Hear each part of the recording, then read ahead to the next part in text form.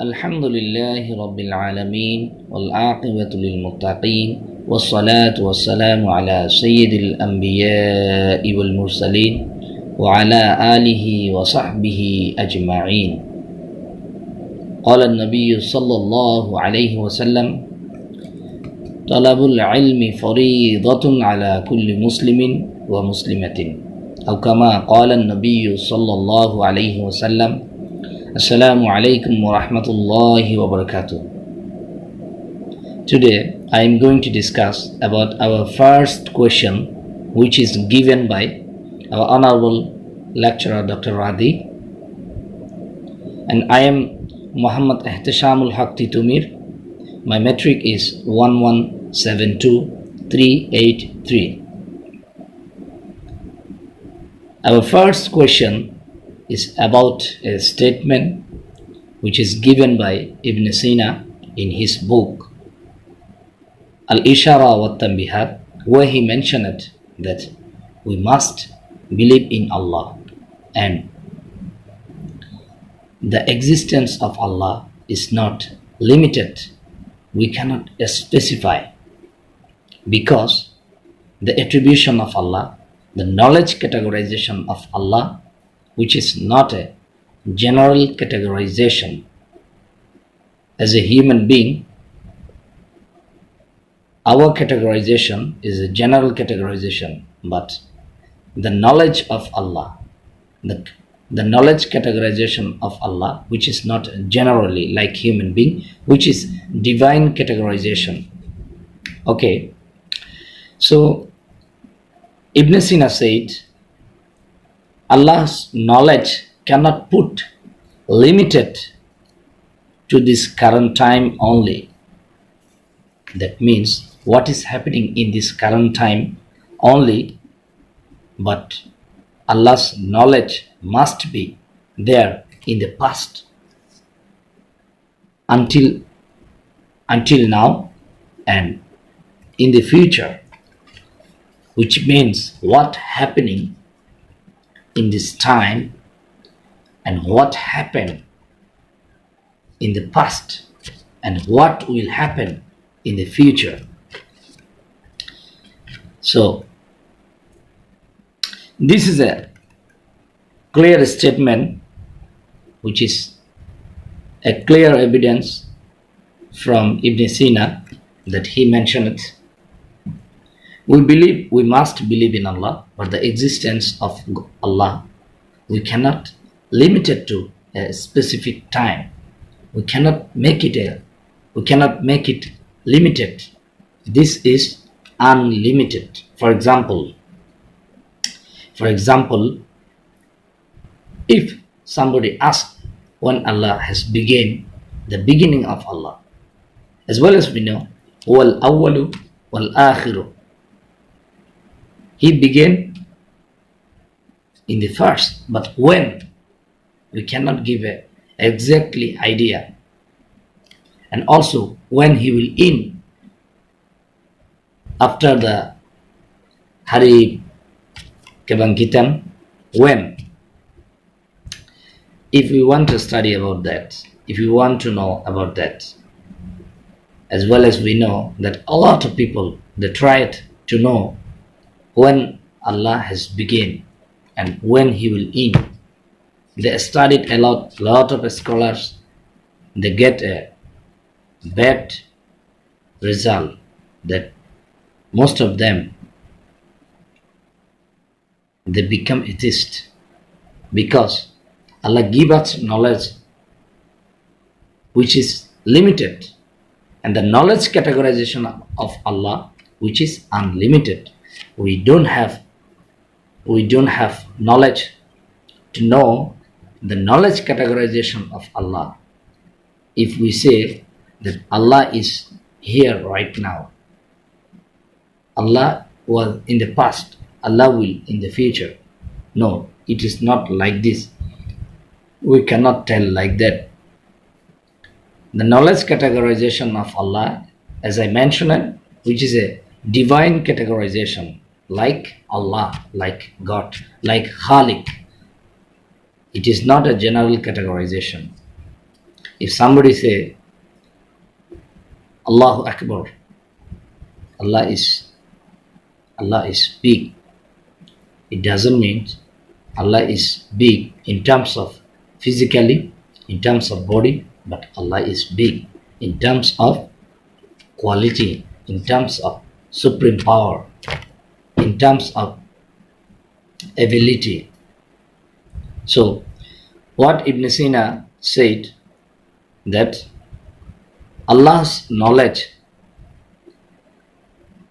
we cannot put into a limited time, into a limit which is unlimited, because the attribution of Allah, the knowledge categorization of Allah, which is not a general categorization, which is a divine categorization. So we don't have enough knowledge to know about that, and we cannot say, we cannot make a specific time that the existence of Allah only current time, only for the past, only for the future. But Allah's knowledge must be in the past, in current, in the future. So what Ibn Sina said, that what happening in this time, what happened in the past, what will happen in the future, that Allah knows everything. We don't know, we don't have that knowledge. In Surah Baqarah, الَّذِينَ يُؤْمِنُونَ بِالْغَيْبِ, we have to believe Allah without watching al-ghaib. So this called iman. So what will happen in the future, what happened in the past, what happening in current time, only Allah knows. La ya'lamul ghaiba illallah. No one knows, no one have the knowledge about ghaib except Allah subhanahu wa ta'ala. So the existence of Allah, we cannot specify, we cannot make a limitation which is unlimited. And I am agreed with Ibn Sina's statement, and I would like to thanks to our honorable lecturer Dr. Adi to give us this kind of task, to know, to study, to analyze, to observe, to read, and to understand about the existence of God. And this is very important to know. If somebody asks that about the existence of God, if we don't have enough knowledge, we don't have enough information, we cannot convey the message, we cannot convey the true message, we cannot give a true answer. So this is very essential, important, and nice to study. So I'm very happy to study this kind of topic. And in my comment, as I mentioned, that I am agreed with Ibn Sina, and I enjoyed it. And thank you again, our honorable lecturer Dr. Adi. Salamat Hari Raya. Allah Hafiz. Bismillahirrahmanirrahim. Assalamualaikum warahmatullahi taala wabarakatuh. Saya Muhammad Anas bin Zakaria, nama metrik 1172461. Soalan yang kedua itu berkaitan dengan pandangan Ibn Sina terhadap ilmu Allah Ta'ala bijuz'iyat, ataupun Allah Ta'ala mengetahui hal-hal yang juz'iyat. Adakah Ibn Sina bersetuju dengan pendapat tersebut ataupun sebaliknya? Baik. Yang pertamanya, Imam Al-Ghazali menjawab persoalan tersebut dalam kitab beliau, iaitu Tahafut Al-Falasifah. Dan Imam Ghazali membahagikan golongan falsafah kepada dua kelompok ataupun dua kumpulan, iaitu yang pertama ahli falsafah yang berpendapat bahawa Tuhan hanya mengetahui dirinya sendiri dan tidak mengetahui yang selainnya. Kelompok yang kedua, mereka menyatakan Tuhan juga mengetahui selain daripada dirinya sendiri. Maksudnya Tuhan mengetahui dirinya dan juga benda lain. Kelompok kedua ni termasuklah pandangan daripada Ibn Sina. Berkaitan dengan sifat ilmu ataupun pengetahuan Allah Ta'ala, Imam Ibn Sina menyatakan pandangannya, iaitu Allah Ta'ala mengetahui sesuatu ataupun pengetahuan Allah Ta'ala itu bersifat kulli, secara kulliyat, iaitu secara universal ataupun secara keseluruhan, dan ta'alluq dengan waktu, ta'alluq bi zaman. Alasan Ibn Sina adalah sebab apa Ibn Sina menyatakan ilmu Allah Ta'ala bil kulliyat, kerana mengikut Ibn Sina pengetahuan itu mengikut objek. Pengetahuan kita mengikut objek. Sebagai contoh, jika pen itu di atas meja, jadi pengetahuan kita menurut pen tersebut, iaitu pen berada di atas meja, kita mengetahui pen tu di atas meja. Jika pen tu jatuh ke bawah, jadi pengetahuan kita sudah berubah daripada atas ke bawah. Jadi mengikut Ibn Sina, pengetahuan mengikuti objek. Jadi jika pengetahuan objek itu berubah, maka pengetahuan juga berubah. Ini jika jadi menurut Ibn Sina, sekiranya Tuhan mengetahui juz'iyat, ataupun detail pen itu ke kanan, ke kiri, ke atas, ke bawah secara detail, maka berarti ilmu Tuhan juga berubah, dan ini mustahil.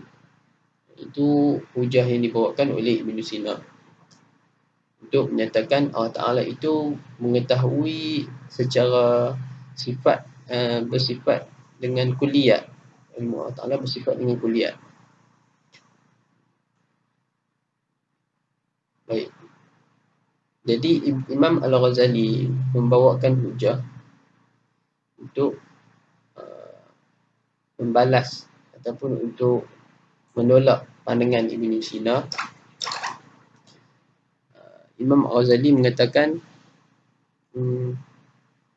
Tuhan itu, ilmu Allah Ta'ala itu meliputi juz'iyat, bukannya kulliyat, iaitu Allah Ta'ala tahu secara detail. Tuhan mengetahui setiap perkara secara detail, meliputi seluruh makhluknya. Imam Al-Ghazali mengatakan, jika Tuhan hanya tahu tentang perkara kulliyat, jadi Tuhan tidak mengetahui nama-nama bagi rasul-rasulnya, sebab Tuhan tahu secara kulliyat. Tuhan hanya tahu bahawa di bumi ada rasul, tapi tidak tahu secara detail bahawa rasul ni nama apa, rasul ni nama apa. Tuhan hanya mengetahui saja di bumi ada rasul. Baik, itu yang hujah pertama yang dibawakan oleh Imam Al-Ghazali. Yang kedua, sekiranya Tuhan hanya mengetahui secara kulliyat, tidak mengetahui secara juz'iyat, maka akan mengakibatkan tiadalah hisab di akhirat. Sebab Tuhan tidak tahu apa yang dilakukan oleh makhluknya secara detail. Jadi bagaimana Allah Ta'ala nak hisab di akhirat nanti? Itu yang hujah kedua dibawakan oleh Imam Al-Ghazali.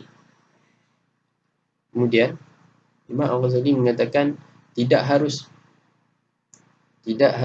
sekiranya kita berpegang dengan Allah Ta'ala mengetahui secara juz'iyat, tidak harus mengakibatkan perubahan pada Tuhan. Tidak harus mengakibatkan perubahan pada Tuhan seperti yang dinyatakan oleh Ibn Sina. Kerana Tuhan mengetahui segala sesuatu dengan ilmu yang qadim. Ilmu Allah Ta'ala bersifat qadim. Jadi bila sebut qadim, dia tidak akan ta'aluk dengan zaman.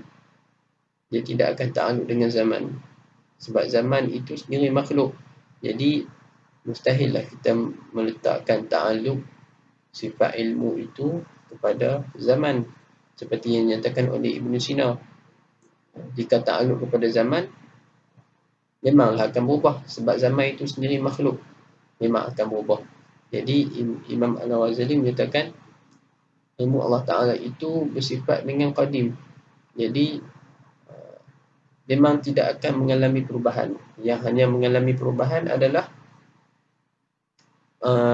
objek tersebut. Hanya perkara itu saja yang mengalami perubahan. Adapun ilmu Allah Ta'ala itu tidak mengalami perubahan.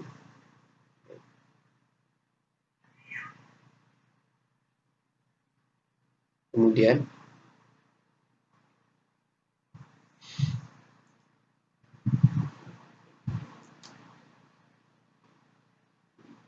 Imam Ghazali juga menyatakan hujah yang seterusnya, sekiranya Ibn Sina ataupun ahli falsafah menolak Allah Ta'ala mengetahui secara juz'iyat,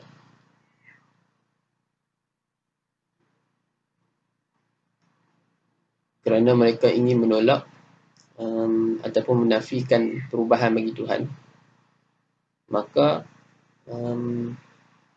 mereka juga ahli falsafah mestilah menolak juga prinsip mereka yang menyatakan bahawa alam itu bersifat qadim seperti Tuhan. Jadi haruslah juga ditolak pandangan tersebut. Jika mereka boleh menerima, apabila pada alam bisa diterima adanya perubahan, maka seharusnya juga menerima perubahan pada Tuhan.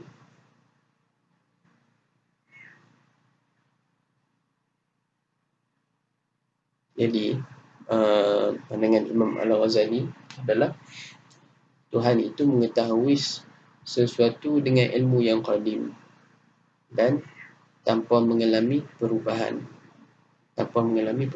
Kerana ilmu Allah Ta'ala itu qadim. Dia qadim, memang mustahil untuk berubah.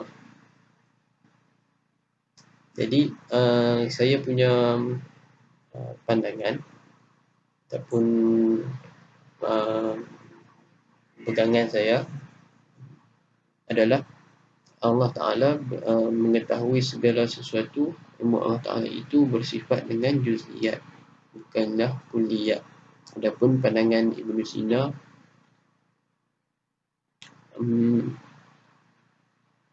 hujah yang dibawakan ataupun pandangan yang dipegang oleh Ibn Sina itu tidaklah membawa kepada kekufuran, kerana perkara yang dibincangkan adalah hanya perkara furuk dalam akidah, bukannya usul dalam akidah. Dan kita berlapang dada jawapan yang diberikan ataupun pandangan yang diberikan oleh Ibn Sina itu mungkin sesuai pada ataupun sesuai dengan keadaan semasa, dengan kerancakan ilmu falsafah pada zaman tersebut, dan jawapan tersebut sesuai dengan zaman tersebut. Wallahu a'lam. Bismillahirrahmanirrahim. Assalamualaikum warahmatullahi wabarakatuh. Saya Muhammad Anas bin Zakaria, nama metrik 1172461. InsyaAllah saya akan menerangkan jawapan bagi soalan yang ketiga, iaitu berkaitan dengan pandangan Ibn Rushd terhadap Imam Al-Ghazali dalam kitab Faslul Maqal,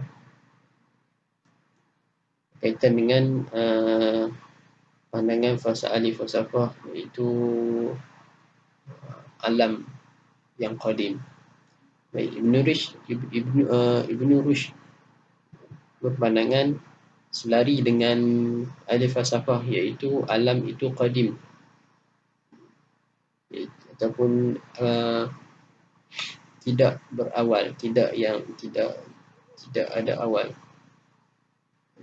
Sama juga sama Ibnu Rushd dan Ibnu Rushd dan ahli falsafah berpandangan alam itu qadim. Tapi Imam Al-Ghazali menyanggah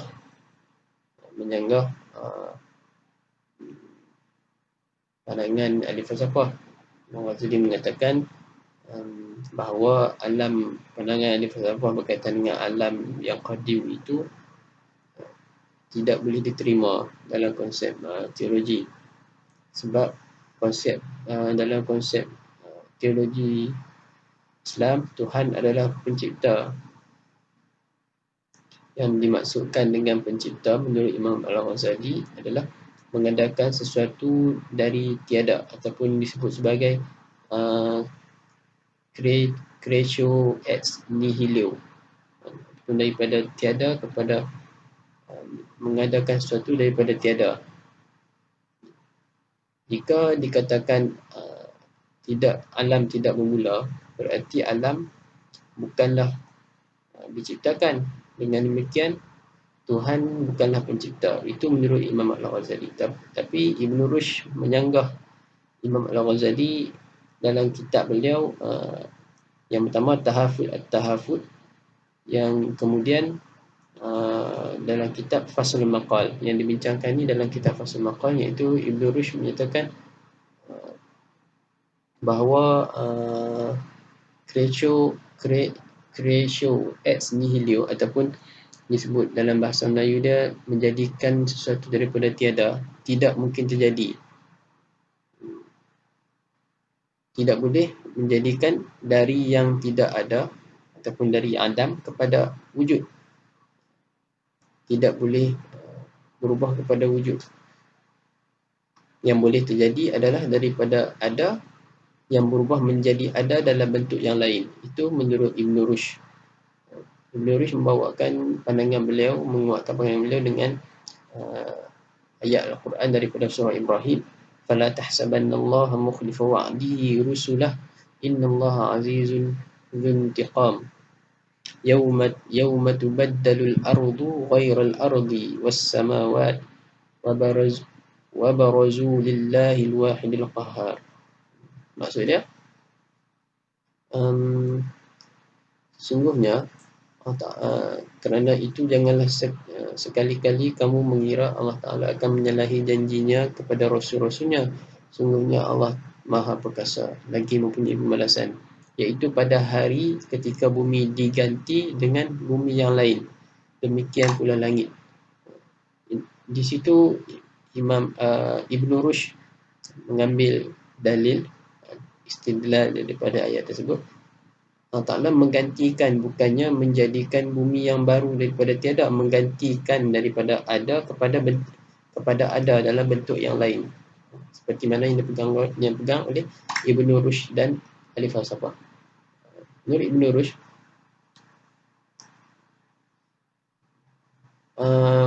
bumi,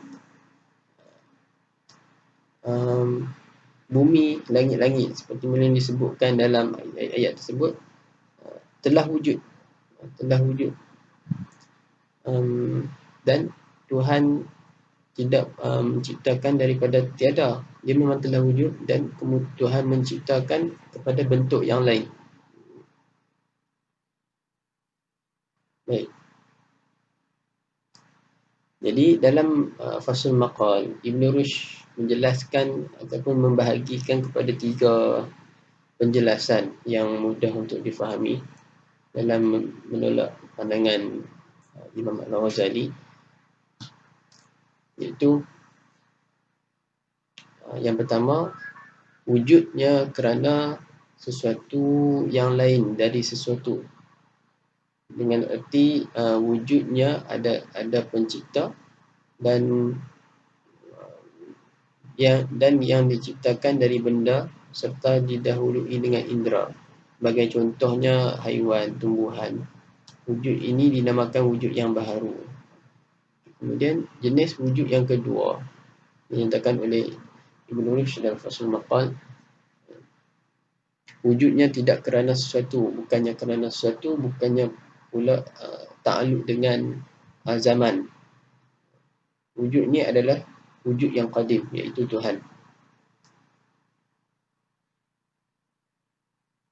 Kemudian yang ketiga, wujud di tengah-tengah di antara dua ni, di antara satu dan dua, iaitu wujud yang tidak terjadi berasal dari suatu, tidak dahulu zaman, tetapi terjadinya kerana sesuatu, terjadinya kerana diciptakan. Wujud jenis ini adalah wujud alam semesta. Menurut Ibn Rushd, wujud alam semesta. Wujud alam ini ada kesamaan dengan wujud yang pertama dan wujud yang kedua. Wujud yang dikatakan sama dengan jenis yang pertama sebab wujudnya dapat kita saksikan dengan indera, dengan panca indera kita. Macam wujud yang pertama itulah kita dapat saksikan, dan dikatakan hampir dengan wujud yang jenis kedua sebab wujudnya tidak didahului oleh zaman dan adanya sejak azali. Menurut alam ini ada sejak azali yang mengutamakan kesamaan dengan baharu. Maka wujud alam ini mereka sebut baharu, dan siapa yang mengutamakannya ataupun mendahulukan wujud alam ini sama dengan yang qadim, maka mereka sebut alam ini qadim. Namun yang sebenarnya wujud alam ini adalah pertengahan, bukannya betul-betul alam ini qadim dan tidak pula sebetul-betulnya baharu. Sebab yang sebenar, yang benar-benar qadim adanya tanpa sebab, dan yang benar-benar baharu pasti bersifat rosak. Itu menurut Ibn Rushd, pandangan Ibn Rushd, sanggahan Ibn Rushd terhadap Imam Al-Ghazali dalam kitab Faslul Maqal berkaitan dengan keqadiman alam. Sekian saja daripada saya. Assalamualaikum warahmatullahi taala wabarakatuh. Okey, saya Ahmad Faiz Ilman bin Muhammad Khairuddin. Untuk soalan nombor 4 ialah min khilalu ma darastum wuddih al-murad bin nufusi al-nafsiyah wal nufusi al-syar'iyyah mubayyinan al-farq bainahuma ma'a bayan kaifiyah at-ta'amul ma'ahuma. Okey, maksudnya ialah dari apa yang kita kaji, jelaskan maksud teks falsafah dan teks syar'iyah, dan tunjukkan perbezaan antara mereka dan bagaimana untuk mengamalkan kedua-duanya. Okey. Pertama sekali saya ingin membahaskan maksud falsafah tu. Falsafah ni ialah kalimah falsafah ni ialah daripada perkataan kalimah Yunani yang bermaksud secara harfiahnya ialah hubbul hikmah, bermakna cinta akan kebijaksanaan. Dari segi istilahnya banyak pendapat daripada ulama-ulama. Antaranya Al-Farabi, dia mentakrifkan al-falsafah ni ialah ilmu bil mawjudati bima hiya mawjudah, yang bermaksud mengetahui apa yang ada.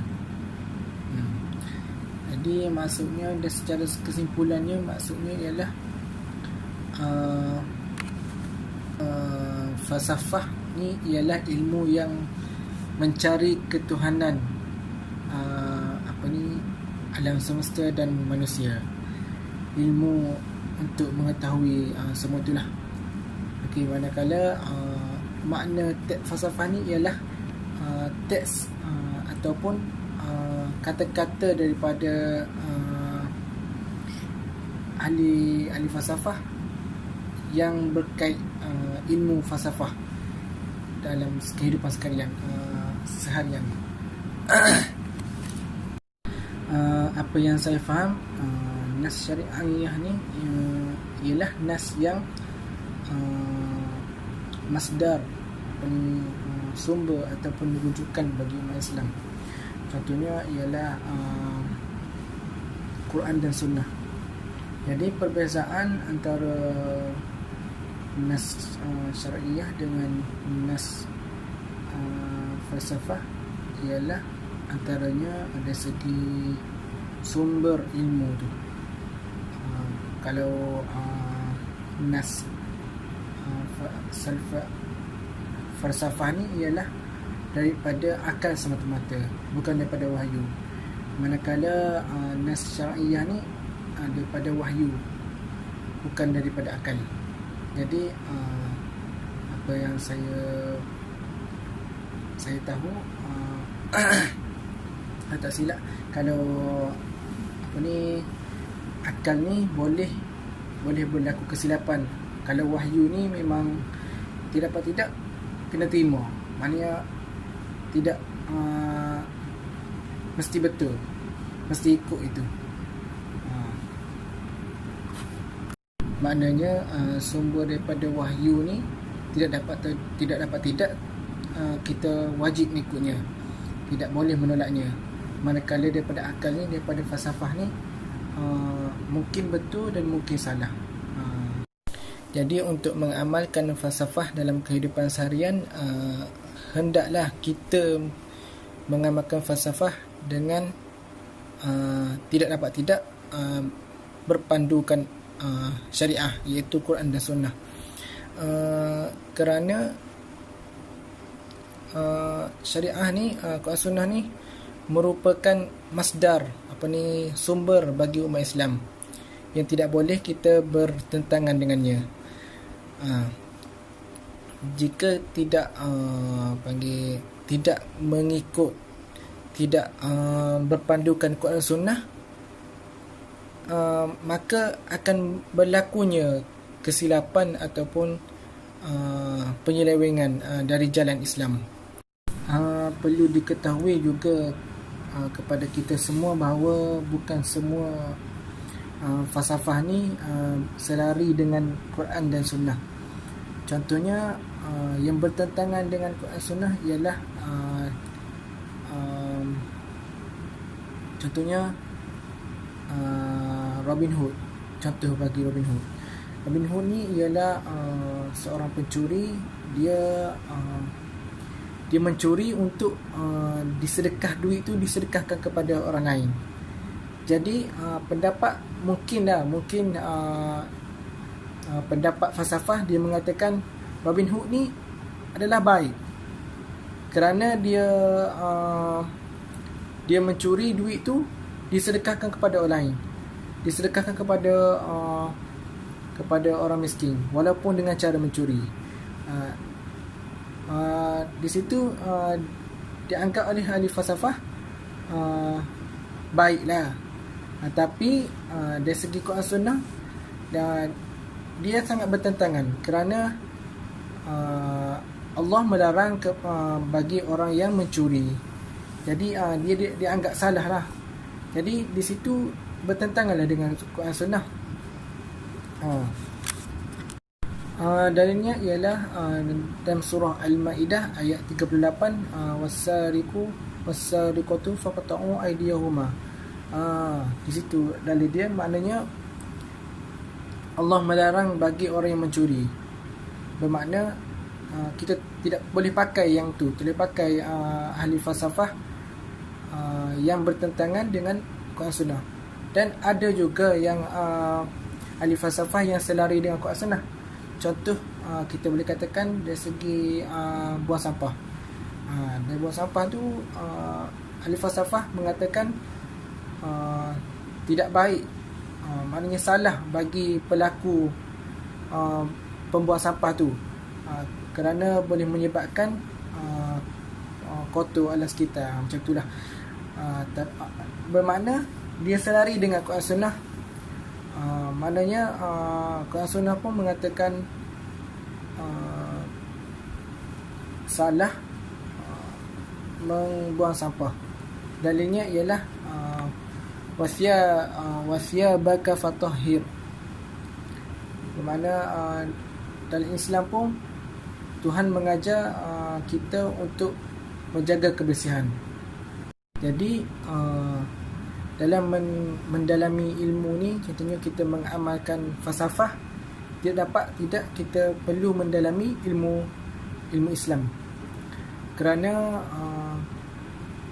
jika kita cetek dalam ilmu agama, kita akan boleh tersesat dalam pemahaman falsafah. Contohnya yang dibawa oleh ahli falsafah itu Aristotle yang mengatakan bahawa kewujudan alam ini adalah kekal dan tidak mempunyai permulaan.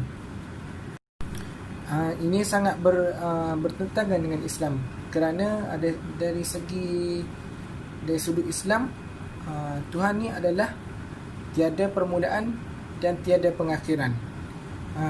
Yang ada permulaan adalah makhluk, iaitu alam. Ada permulaan dan ada pengakhiran. Jadi secara ringkasnya ialah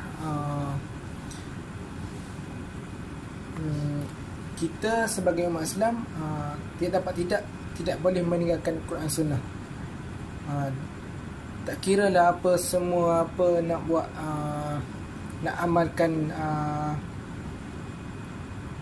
falsafah ataupun nak apa-apa pun, tidak kena mengikut Quran Sunnah untuk berjaya di dunia dan akhirat.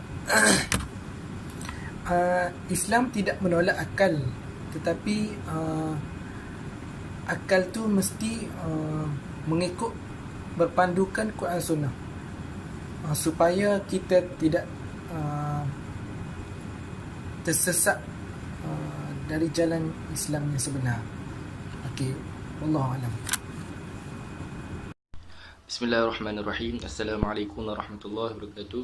InsyaAllah hari ini saya akan menjawab soalan kuis yang kelima, iaitu terangkan dalil-dalil kewujudan Tuhan menurut Descartes dan Ibn Sina, dan persamaan dan perbezaan di antara mereka. Okey, yang pertama sekali adalah dalil kewujudan Tuhan menurut Descartes. Descartes pernah mengajukan kata-katanya yang terkenal, iaitu aku fikir maka aku ada, ana ufakir fa ana maujud. Kenapa fikiran diangkat menjadi sumber pembuktian kewujudan? Ini kerana fikiran adalah yang paling hampir untuk memberikan satu justifikasi bagi meragui ataupun mempercayai. Kemampuan untuk meragui ini adalah satu permulaan bagi kemantapan untuk berfikirlah. Hanya dengan meragui, maka fikiran dapat dibebaskan untuk mencari masalah dan jawapan. Adalah penting untuk mencari kebenaran bermula dengan mengenali diri sendiri, kerana langkah itu akan menentukan siapa diri ini dalam mendekati perkara-perkara yang dihadapi seharian. Maknanya mengenali diri ni berarti menyedari yang kita ni berfikir untuk mengenali diri. Dan setelah kita memahami kesedaran diri ni, maka fikiran boleh bersedia untuk memerhatikan kesan-kesan lain yang bertentangan atau berharmoni ataupun sama dengan kesedaran diri kita. Contohlah, apakah ada orang lain yang sama macam saya? Kiranya ada 3 jawapan, iaitu ya, tidak dan tidak pasti. Untuk ya, saya tahu ada manusia lain yang wujud bersama saya di muka bumi ini. Namun saya tidak tahu apa yang difikirkannya dan tidak pasti bagaimana kewujudannya akan berakhir. Menyedari betapa manusia ini terhad berarti menyedari kebarangkalian ada benda lain yang tidak terhad. Oleh itu, Descartes melihat perkara ini di sekitarnya dan mendapati banyak kesalahan, keburukan dan ketidaksempurnaan. Tanya Descartes, apakah saya sempurna? Descartes menjawab, tidak, kerana sekiranya saya sempurna, maka saya boleh hidup lama, tidak pernah buat salah. Walau bagaimanapun, jika saya buat salah dan akan mati, maka saya tidak sempurna. Sekiranya saya tidak sempurna, maka sudah pasti ada model lain yang lebih sempurna. Siapa? Sudah pasti Tuhan yang mencipta dan mengatur alam. Kiranya ini adalah salah satu rasional yang Descartes gunakan untuk memberikan satu kepercayaan tentang Tuhan. Kiranya Descartes yakin yang prinsip pertama falsafahnya iaitu ana ufakir fa ana mawjud. Descartes menulis ataupun berikan jawapan Tuhan itu ada atau wujud kerana dia ialah kesempurnaan dan kerana setiap benda yang berada di dalam kita datangnya daripada dia, iaitu Allah Subhanahu Wa Taala ataupun Tuhan. Baik, yang kedua adalah dalil pembuktian kewujudan Tuhan menurut Ibn Sina. Okey, Ibn Sina membawakan satu teori kewujudan baru, iaitu yang dinamakan sebagai wujudiyah. Perkataan wujudiyah ni datang daripada bahasa Arab, yang makna dia adalah ada. Dalam cara ini Ibn Sina membuat satu perbezaan antara makhluk dan wujud itu sendiri, itu ada. Ibn Sina mengatakan Tuhan ni adalah satu-satunya pengetahuan murni dan kebaikan murni, dan adanya sebagai wajibul wujud. Yang ni tidak dapat tidak, Tuhan itu mesti dan pasti ada. Teori ini didatangkan setelah pembahagian rasional akal mengenai perkara wujud menjadi wajibul wujud dan mungkinul wujud. Okey, tiap sesuatu yang ada mesti mempunyai mahiyah ataupun esensi atau dipanggil intipati. Yakni intipati ni ada di samping wujud. Di antara wujud dan mahiyah ataupun esensi, wujudlah yang lebih penting kerana wujud yang membuat mahiyah menjadi ada dalam kenyataan. Ini kerana mahiyah hanyalah terdapat dalam fikiran ataupun akal manusia, sedangkan wujud terdapat dalam alam nyata, yakni yang berada di luar fikiran ataupun akal. Baik, yang tu untuk wajibul wujud. Manakala untuk mungkinul wujud ni adalah mahiyah yang mungkin ada wujud ataupun mungkin tidak wujud. Contoh kuda, singa, binatang dan haiwan tumbuh-tumbuhan dan lain-lain, yang mana mahiyahnya ataupun intipatinya boleh jadi ada, boleh jadi wujud ataupun boleh jadi tidak wujud. Contoh lain adalah alam ini. Alam ini boleh dikatakan pada awal kejadiannya ataupun pada mulanya dah tidak ada, kemudian menjadi ada, dan akhirnya akan menjadi hancur dan menjadi tidak ada. Wajib adalah mahiyah yang tidak dapat dipisahkan dari wujudnya, ataupun mahiyah tidak dapat tidak mesti mempunyai wujud. Kedua-duanya adalah sama dan satu. Di sini boleh dikatakan mahiyah tidak dimulai oleh tidak wujud dan kemudiannya wujud, seperti kita kategori mungkin wujud. Kiranya mahiyah ni dalam kategori wajibul wujud, dia tak ada wujud. Dia adalah wujud selamanya lah, dan mesti mempunyai wujud yang orang katakan yang wujud selama-lamanya. Tak ada permulaan dan tak ada keakhirannya. Dan inilah yang disebut sebagai wajibul wujud, iaitu wujud yang mesti ada, yakni Allah Subhanahu Taala itu Tuhan. Daripada wajibul wujud inilah yang mewujudkan mungkinul wujud atau menjadi sebab bagi wujud yang lainnya. Kiranya untuk persamaan, Descartes dan Ibn Sina ni menggunakan rasional ataupun akal. Tapi untuk perbezaan, untuk persamaan tadi, Descartes dan Ibn Sina ni menyatakan Tuhan itu mesti ada, iaitu necessary being. Tapi untuk perbezaan, Descartes hanya berpandukan kepada teori ataupun rasional akal semata-mata.